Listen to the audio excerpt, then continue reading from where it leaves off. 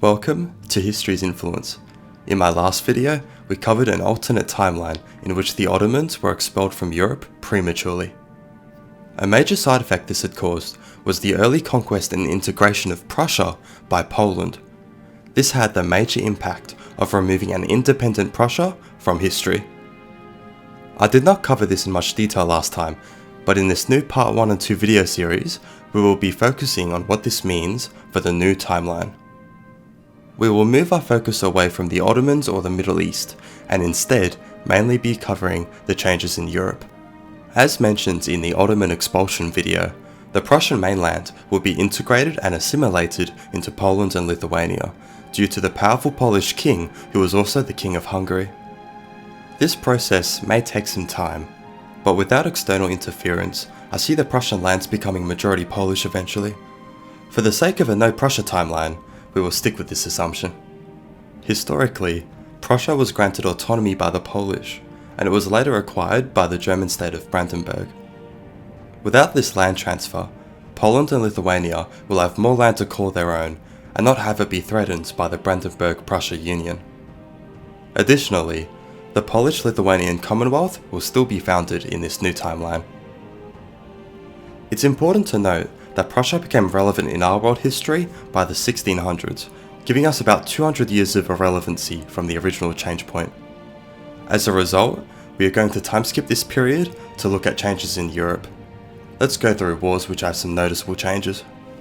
In the Franco-Dutch War of 1672 to 1678, the Kingdom of Sweden had lost much of its Pomeranian holdings to Brandenburg. In this new timeline, Brandenburg would not be able to pull on the strength of its Prussian holdings, and as a result, it will struggle in this conflict. I don't think it would even be a key player. Additionally, the Great Northern War saw Brandenburg Prussians gaining parts of Swedish Pomerania historically. Would Sweden therefore keep Pomerania in this new timeline? Like we said before, I believe with a weaker Brandenburg, Sweden would be able to maintain control of its German holdings much more easily, so it wouldn't lose its union with Bremen-Verden or its holdings in Pomerania. So, while Sweden would lose its holdings in the Baltics and such, they would continue to hold land on the northern German coast. The Austrian War of Succession, which saw Maria Theresa's rule of Austria challenged, had an important front involving the region of Silesia. Without Prussia, the wealthy region would remain in Austrian hands. The ethnic composition in all of Silesia would be a mix of Germans, Czechs, and Poles. The Austrian-owned part in our own timeline had that same outcome. I don't believe the Polish would get involved in the region. Whilst having disputes earlier in their history with the Holy Roman Empire, at this point, I don't think Poland and Austria are going to be having disputes. We would expect amicable terms between the two powers. Think of the real-life Siege of Vienna, where Poland saved Austria from the Ottomans. Now, what about the partitions of the Polish-Lithuanian Commonwealth that happened in our timeline? This is where the Prussians, Russians, and Austrians had done a three-way partition of Poland. I don't think this is going to happen in this new timeline because the same reasoning isn't present. There's no Prussia to encourage the partition, so I don't think Austria is going to desire to expand into Poland, and they're already natural allies as we've just explained. However, I would still expect the Russians to expand into Poland. They'll take most of their Ruthenian lands. But I can see Austria helping the Polish fight the Russians, so I'd expect these borders. The loss of most of the Ruthenian lands may take longer than in our timeline, potentially strengthening the national identities of these lands, which make up modern Ukraine and Belarus. We will see cities such as Lviv remain Polish and assimilate into Polish culture. Lviv had previously held a Polish majority in our own timeline after all. This would check the Russian threat to Europe much more effectively than in our timeline. But Russia's interference in the Balkans and their desire to take Poland will eventually lead to some issues later down the road. The War of the Bavarian Succession in our timeline saw Austria unable to seize the crown of Bavaria. We will see the acquisition of Bavaria into the Austrian Empire in this new timeline. The Napoleonic Wars would not happen in this timeline. I believe the conflicts and the way they played out were too dependent upon the tactical genius of Napoleon himself. But even without Napoleon, some similar changes that occurred during his wars will still be playing out. Yes, The Holy Roman Empire will not be dismantled by Napoleon, but it would eventually be dismantled. I believe it would dissolve because of 19th century nationalism essentially.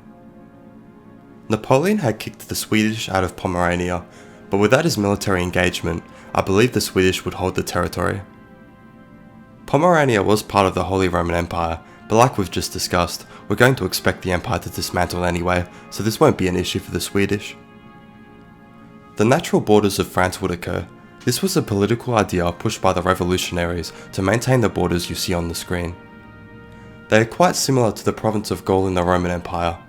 Whilst this was a unique machination of the French Revolution, without Prussia, this style of expansion is likely to be achieved by the French. Belgium's bottom half in our timeline speaks Walloon, a French dialect, so I think this region is going to be easily integrated within France. I would expect other regions to be more difficult to assimilate, but they would remain part of France up to the modern day due to weak national identities in the areas and no strong northern German power.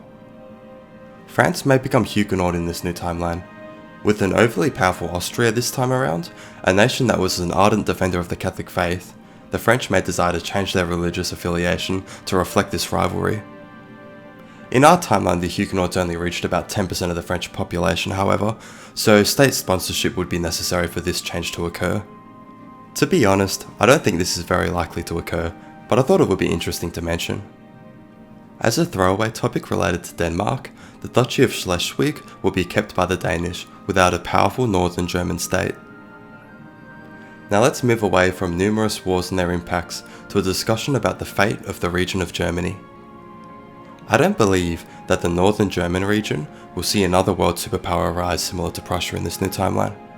I say this because I think the circumstances of Prussia were very specific and hard to replicate.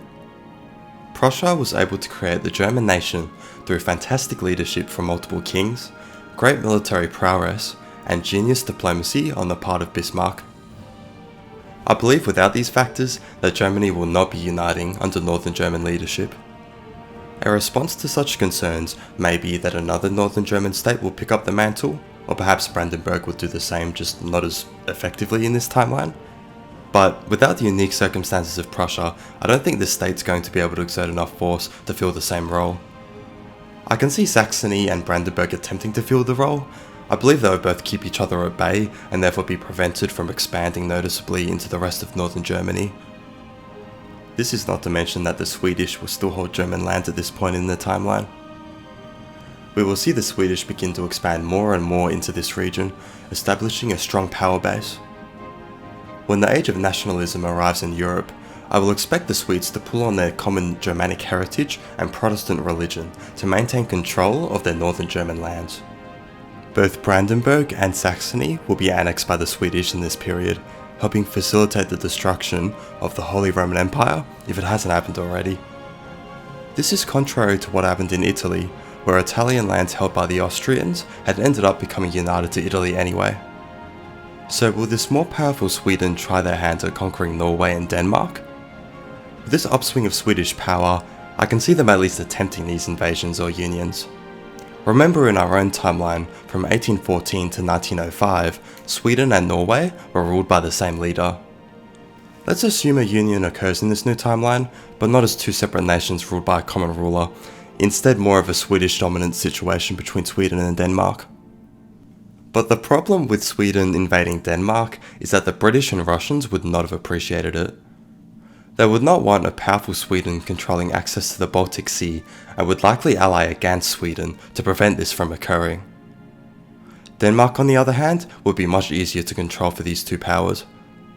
For example, if you look at our timeline in 1807, during the Napoleonic Wars, the British just straight up bombarded Copenhagen, the capital of Denmark. This was because they had joined Napoleon's continental blockade against the British, cutting their access off from the Baltic. Austria, as mentioned in our Ottoman expulsion video, would become the master of the Northern Balkans. But in this new timeline, Austria would also be able to dominate southern Germany in a large, relatively decentralized empire. So we won't be seeing a northern German power or a southern German power that is in Austria. I don't think we'll be seeing an Austria-Hungary in my view, referring to the dual monarchy that existed in our timeline, not just the Austrian Empire. This is because there will be too many important regions added to Austria's empire for Hungary to be reserved this autonomous status in this new timeline. I think this would prove to be an issue for Austria in later wars. Think of an exaggerated version of the issues faced by multicultural Austria-Hungary in World War I. They weren't very effective, to say the least. I think Austria will take control of the Italian lands of Lombardy and Venice like they did in our timeline, but with the age of nationalism, I think they'll lose these lands, like in our own timeline. German contributions to science, maths, art, poetry and the like will remain similar. The Austrian contributions would remain the same.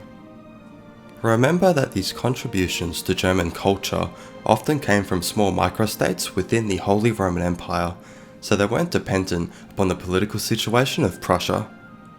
Instead, they relied more upon the pre-existing entrenched German culture. I can see these contributions being encouraged by the Swedish. We will leave it there for part 1. In part 2, we'll be covering this new timeline's bizarre versions of World War I, World War II, and the modern condition of Europe, alongside the rest of the world. The balance of power really comes into play in the second half. This has been History's Influence. Thanks for watching. Be sure to like, comment and subscribe, alongside hitting the notification bell. Catch you later.